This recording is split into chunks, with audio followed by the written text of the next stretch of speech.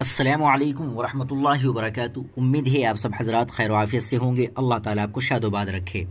ناظرین کرام، آندھرا پردیش کے شہر کڑپا میں جمعیت علماء ہند کے زیر اہتمام تحفظ آئین ہند و قومی یکجہتی کانفرنس، جس میں لاکھوں افراد نے شرکت کی۔ اس اجتماع میں جمعیت علماء ہند کے صدر مولانا ارشد مدنی نے وقف ترمیمی بل کی شدید مخالفت کی اور کہا کہ یہ مسلمانوں کے مذہبی معاملات میں مداخلت کرنے والا بل ہے جسے کسی بھی قیمت پر قبول نہیں کیا جا سکتا۔ مولانا ارشد مدنی نے کہا کہ ایک ایسا انصاف ہے کہ جو چیز ہماری ہے اس کی حفاظت کوئی اور کرے۔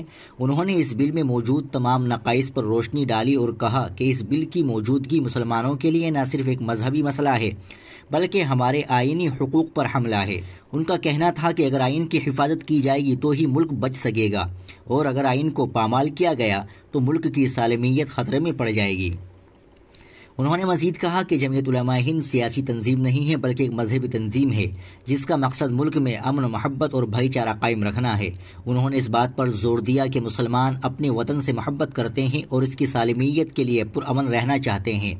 مولانا مدنی نے کہا کہ آندھرا پردیش میں جمعیت علماء ہند کی اس سے پہلے کوئی کانفرنس نہیں ہوئی تھی اور یہ اس بات کی غمازی ہے کہ یہاں کے مسلمان اپنے حقوق کے تحفظ کے لیے متحرک ہے۔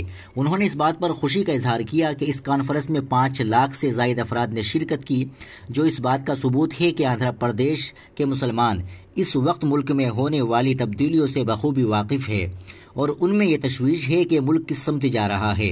مولانا مدنی نے کہا کہ اس وقت مرکزی حکومت وقف ترمیمی بل لا رہی ہے اور ساتھ ہی یکساں سول کوڈ کے نفاذ کی بات کر رہی ہے۔ انہوں نے کہا کہ مرکزی حکومت اپنے قدموں پر نہیں بلکہ 2 بیساکھیوں پر کھڑی ہے، جن میں سے ایک نتیش کمار، دوسرے چندر بابو نائیڈو کی ہے۔ انہوں نے کہا کہ اگر اس وقت ملک میں سب سے بڑا خطرہ آئین کی حفاظت کا ہے تو اس کا حل ہم سب کی مشترکہ ذمہ داری ہے۔ آئین کی حفاظت نہ صرف حکومت کی بلکہ عوام کی بھی ذمہ داری ہے۔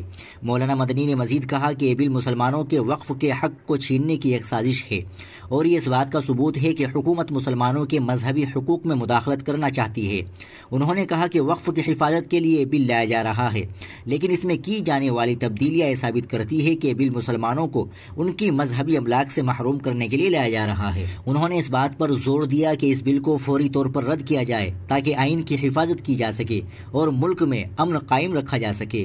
مولانا مدنی نے کہا کہ مسلمان کسی بھی قیمت پر وقف ترمیمی بل کو قبول نہیں کرے گا۔ اس موقع پر جمعیت علماء ہند کے دیگر رہنما بھی موجود تھے، جن میں مفتی معصوم ثاقب، مولانا خالد سیف اللہ رحمانی اور مفتی غیاث الدین رحمانی شامل تھے۔ ناظرین کرام، آپ اس خبر کے تعلق سے کیا کہنا چاہیں گے کمنٹ باکس میں ضرور بتائیں۔ ویڈیو کو لائک اور شیئر ضرور کریں، چینل کو بھی سبسکرائب کر لیں۔ ملتے ہیں انشاءاللہ اگلی ویڈیو میں۔ السلام علیکم ورحمۃ اللہ وبرکاتہ۔